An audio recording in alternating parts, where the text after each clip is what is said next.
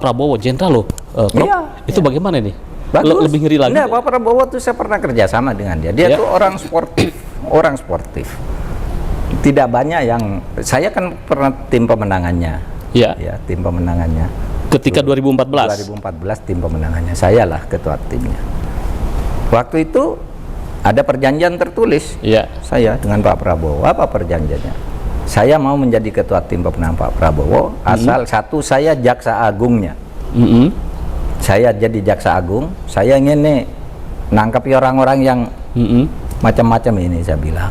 Ya, Dan saya minta 4 menteri yang saya usulkan ke Bapak untuk diprioritaskan saja. Ya. Tanda tangan Pak Prabowo. Masih ada sekarang, masih saya simpan. Masih ada ya? Iya. Kenangannya. Sportif dia. Ya. Oke, Pak Mahfud, saya memang itu setuju gitu. Ya. Tapi kemudian sudah itu kalah, begitu Kalah, kalah, ya, betul. saya bilang Pak Prabowo, Pak, udah kalah, sudah selesai tugas saya. Iya. Kan masih ada yang ngojok-ngojoi, Iya. perkara Pak ke MK itu curang. Loh, saya bilang tidak ada kecurangan. Saya tahu saya mantan ketua MK. Iya. Ada kecurangan itu kecurangan kecil dan semua melakukan. Dan itu horizontal, bukan antar ini. Tapi Pak Prabowo kan dijasa tuh sama orang-orang harus maju. Ada, ya dulu ada kan macam-macam lah yang sekarang jadi pejabatnya ada dulu. Maksudnya Pak Prabowo. Akhirnya saya keluar, saya katakan saya pamit. Ya. Karena Pak Jokowi sekarang menang, saya dukung dia. Iya. Gitu. Akhirnya ya saya waktu itu tidak masuk ke kabinetnya Pak Jokowi. Ya. Saya tahu diri juga, enggak mau lah. Waktu betul. itu ditawari juga. Betul ya. Enggak, saya ketua timnya Prabowo, saya bilang. Saya sekarang keluar dari timnya Pak Prabowo, tapi saya enggak mau masuk kabinet. Saya bilang, kenapa? Saya timnya Pak Prabowo, apa saya masuk? Gitu. Baru akhirnya Di 2019 ya? di 2019 saya ikut membantu di ideologi ya BPIP saya bersama Bu Mega, baru 2019-nya ya. Tapi tidak ada kendala psikologis ya dengan Pak Prabowo itu, Menhan dan Menko? Enggak. Itu saya katakan Pak Prabowo itu orang sportif, dan kalau Anda catat dia kan tidak punya kasus korupsi ya. Enggak ada kasus sportif Om. Ketika pajaknya ditanya Pak Prabowo, Anda mau calon presiden Pak Jan? Ini orang BI cerita dengan saya, teman saya. Pak Prabowo, pajaknya sekian yang harus dilakukan. Mau bayar atau minta keringanan, ditunda atau diturunkan? Enggak. Ya. Ini milik negara, saya bayar. Waktu calon presiden tahun 2014. Orang BI yang sportif cerita itu ya. Sportif, kalau di situ dia sportif gitu. Dan respect lah kepada saya waktu itu sebagai ketua tim. Ya ini juga bagus. Saya jadi Menhan juga, kalau ada perlu, Pak Prabowo saya mau ke kantor Bapak, saya ada perlu. Oh, saya yang menghadap Bapak. Datang ke sini, betul. Sportif maksud saya. Sportif, dia sering ke sini gitu.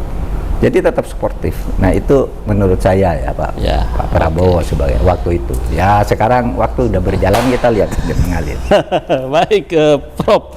Ini ada statement yang menarik ketika kemarin Bapak menghadiri pelantikan Panglima nih. Itu yang tantangan ke depan bangsa itu masalah teritorial, kemudian juga masalah ideologi, dan juga masalah membacking itu para jenderal purnawirawan. Bagaimana sih peta sebenarnya ini bangsa kita ini? Saya mulai dari yang terakhir aja dulu, yang masalah backing mafia itu ya. Saya kira kenapa sih orang kaget? Ini kan udah banyak sejak dulu, sejak zaman Pak Jokowi belum jadi presiden. Orang membackingi kasus-kasus gitu. Sesudah mau diselesaikan ini tidak bisa di-backing oleh jenderal ini, jenderal itu gitu. Udah lama. Kita tahu juga misalnya di Bengkayang sana ya, terbertrek membawa kayu hutan itu cuma bayar ke tukang jaga di pinggir itu dengan masih dikit. Sesudah ditanya itu Pak jenderal itu sejak dulu. Nah, ketika saya di sini banyak laporan-laporan, ternyata betul. Bapak punya bukti itu? Banyak di sini. Banyak. Saya sudah nyuruh orang nih sampaikan ke sana. Ini orangnya. Saya pernah ada kasus besar. Saya ngirim tim ke sana, gitu. Lalu dibilang pejabatnya udah ganti katanya. Kasusnya enggak berungkap. Nah, saya himpun di sini. Ini orang selama ini enggak berani bicara, maka saya bicara. Karena biasanya di Indonesia kalau orang berteriak itu baru semuanya kayak yang kasus Sambo apa itu kan karena kita berteriak aja.